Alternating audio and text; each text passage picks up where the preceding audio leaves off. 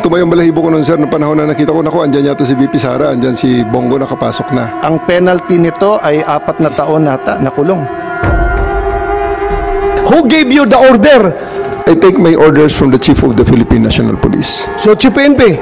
Ang ano po namin is really to assist ang PCTC po. Kaya nga. Oh, PCTC, did you or did you not give the order to General Marbil? No. No. So, General Marbil, are you lying?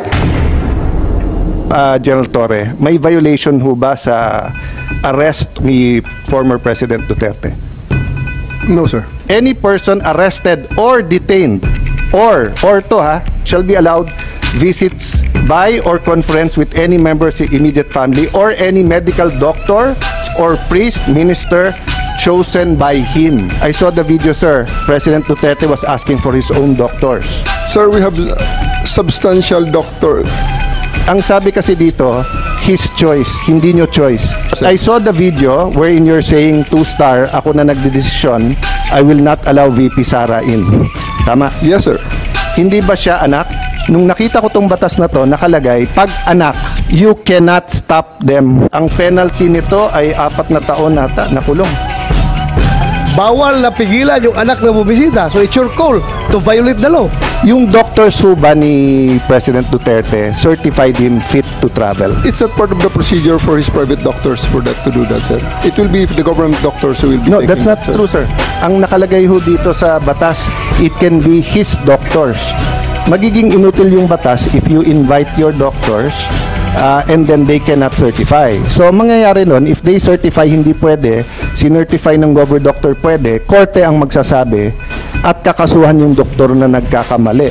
But if you tell me, sir, okay naman siya, o tignan mo. The law is clear eh. Hindi naman ikaw magsasabing sufficiente, hindi.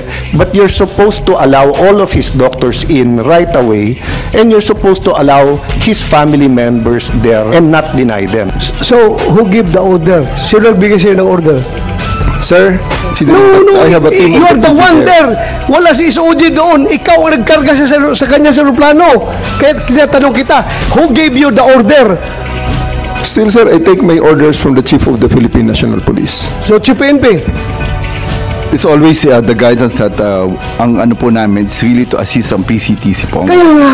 Oh, PCTC, did you or did you not give the order to General Marbil? No. No. So, General Marbil, are you lying?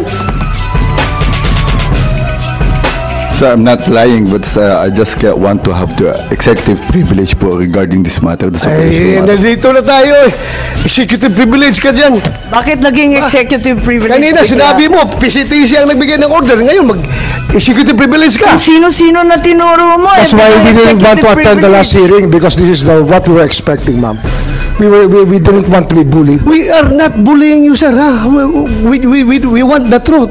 Secretary Remulla, I recall that General Torre, nagbigay siya ng interview na sinabi niya, bigyan lang ako ng eroplano. Ako nang bahala dyan. Arrest him and bring him to the Hague.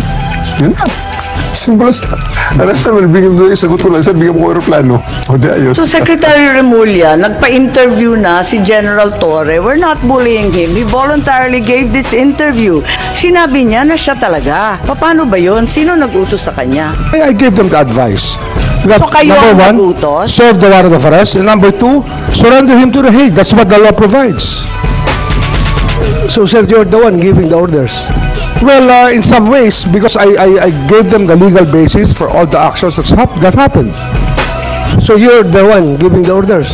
If I have to be the one, then if I am the one No, sir. that is referred to, I will admit it.